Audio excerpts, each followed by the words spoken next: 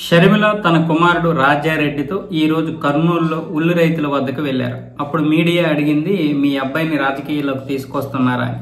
దానికి ఆమె సమాధానం చెప్తూ, అవసరమైతే రాజారెడ్డి రాజకీయాల్లోకి వస్తాడు, అది పెద్ద విషయం ఏమి కాదంటూ ఆవిడైతే తేలికగా చెప్పేశారు. అంటే ఇప్పుడు కాంగ్రెస్ చీఫ్ గా పనిచేస్తున్నటువంటి షర్మిల ఖచ్చితంగా అయితే కొడుకుని రాజకీయాల్లోకి తీసుకురావడానికి అయితే ప్రయత్నాలు చేస్తుంది. మనం ఒకప్పుడు విన్నాం, రాచరికంలో అంటే రాజు తర్వాత కొడుకు, కొడుకు తర్వాత మనవడు, అలా ఒకరి తర్వాత ఒకరు రాజులు మాత్రమే మనల్ని పరిపాలించేవాళ్ళు.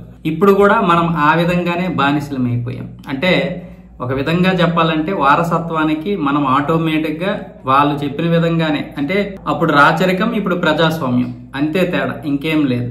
అంతా కూడా ఒక రకంగానే జరుగుతుంది. చంద్రబాబు నాయుడు తర్వాత లోకేష్ తర్వాత మళ్ళీ ఇప్పుడు వాళ్ళ మనవడు. చంద్రబాబు నాయుడు అయితే ప్రజలకు చెప్తాడు, ముగ్గురేసి నలుగురేసి పిల్లల కనండి, జనాభా తగ్గిపోతుందని. తను ఒకళ్ళే అంటాడు, తన కొడుకు చేత కూడా ఒకళ్ళే కనిపిస్తాడు. మరి ఇప్పుడు అతని కొడుకు చేత మరి కానీ అవకాశం ఉన్నా కూడా కన్నేవాడు. ఎందుకంటే రేపు పొద్దున మళ్ళీ అధికారంలో ఏమైనా ఇది జరగవచ్చు అనే ఉద్దేశంతో బహుశా వద్దనేసాడేమో తెలియదు. కానీ అలాగే రాజశేఖర్ రెడ్డి, ఆయన తర్వాత జగన్మోహన్ రెడ్డి, అంతే మనకి కేసీఆర్ తర్వాత కేటీఆర్ తర్వాత హిమాన్సు, ఇలా మనం ఒక అలవాటు పడిపోయాం.